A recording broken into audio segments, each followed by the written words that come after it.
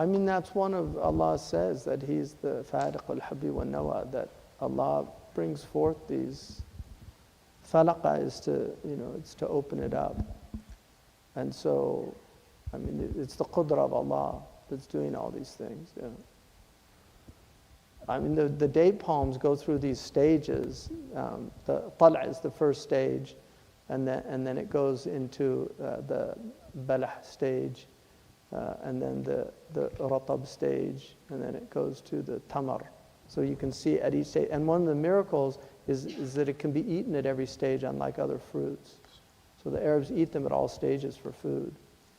So it's a very unusual plant, the nakhil. I mean, it's very interesting also that it's originally from Arabia.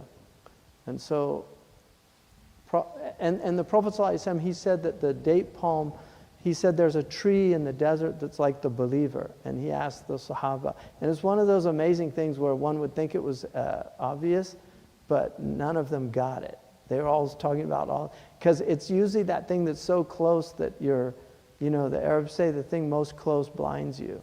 You don't see what's right in front of you. Al-Har al-Ashya, yeah. Yeah. What is it?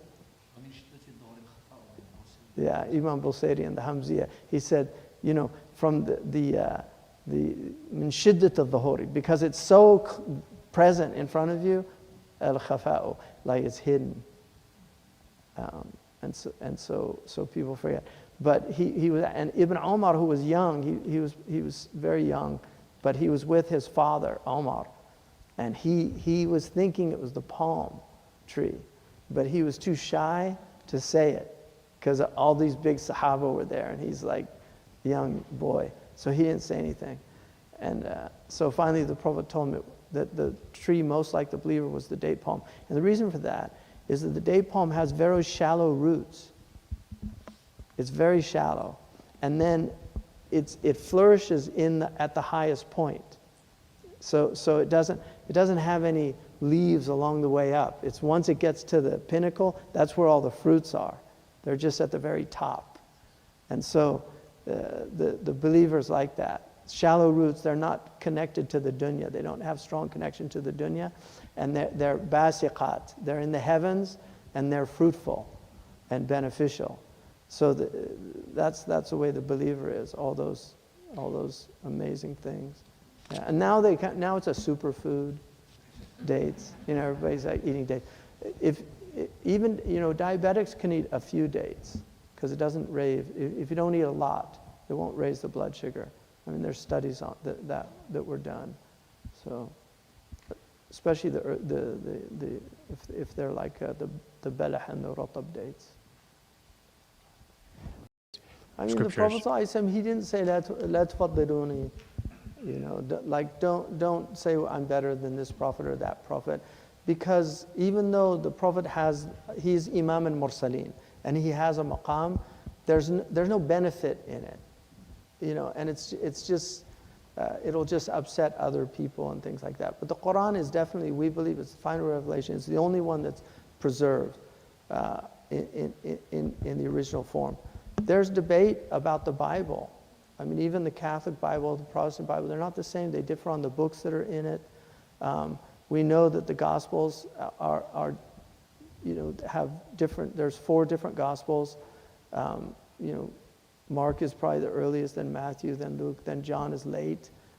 John is very Hellenistic. So whatever the Gospel is, the Injil is in singular in the Quran. It's not Anajil. So the 4 Gospels are not the Injil that Isa alayhi salam came with. I mean, they call it the Q Gospel, the Quell Gospel. And then the Torah, again, we don't know. There's a difference of opinion about tahrif. Is it bil mabani or ma'ani? Is it the interpretations that have changed, or is it the actual physical book? But there's definitely, there's things in the Bible that I don't think we don't accept them. I mean, the denigration of the prophets, like we don't. I mean, I was telling I had a pastor visited the other day, And I told them, like, we don't believe that about Dawood alayhi salam.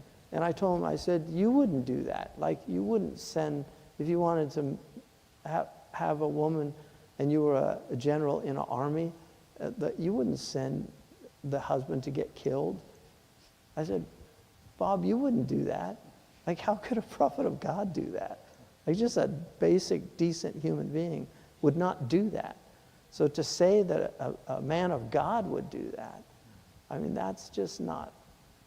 And we know the Davidic kingdom was divided, so there's actually, there's a belief that there was a lot of anti-Dawood propaganda at the time. I mean, this is, Dawood derangement syndrome.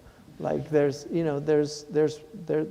occurs in every time, that people just hate somebody and they tell lies about them and things like that, and then they get in the books and things like that. So these are problems that we don't accept. But the Prophet said, hadithu an bani Israel, like you can relay their things. I mean, one of the modern things of getting rid of all the Israeliyat from the tradition, that was never, the ulama always understood that they were permitted. The Prophet permitted them, but he said, لا تصدقوهم ولا تكذبوهم. Don't deny it and don't belie it unless it goes against our aqidah. Like, if it's clearly unacceptable, then we would say that can't be true. At least the way you're understanding it, it can't be true. But the Quran is, Allah subhanahu wa ta'ala has given it a status. They're all revelation. And we know that all these different peoples had revelations. So, and the other thing which is really important for Muslims, if we can, is that you have to have some portion of the Quran, like a wird of the Quran. And there's a lot of people that do awrad and then they don't do the Quran, which is just, it's backward. Because the awrad, the adhkar al-sabah wal-masa are better at that time than any other dhikr. Because the Prophet did do certain dhikrs. But they're not a lot. There are a number of things that were done in the morning, the evening. But the best dhikr is the Quran. Afdal al-adhkar, al-Quran. And even, afdal al-dhikr, la ilaha illallah, the Quran, fa'alam annahu la ilaha illallah.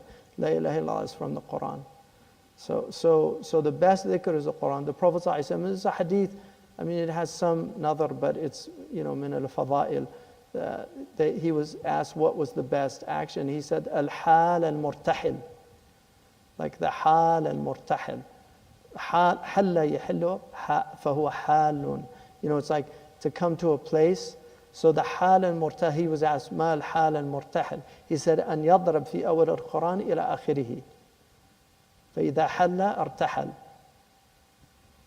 So when he finishes the Quran, he starts it again.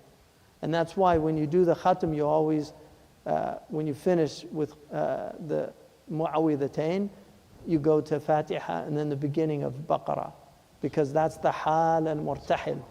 It's just a continuous thing. And the more you do that, the more benefit you get out of it. I mean, obviously studying the Quran is very important. And like, we should think about the Quran. Tadabbur is very important.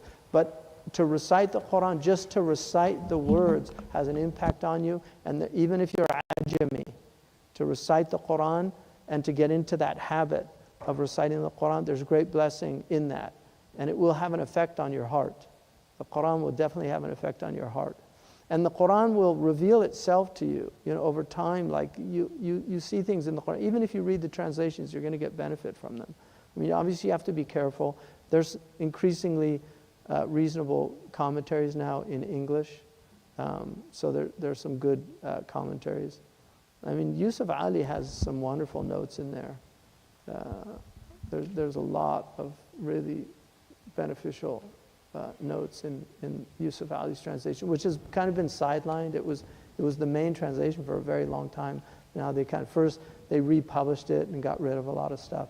I mean, because he was he loved English literature, so he'd quote Shakespeare or he'd quote, yeah.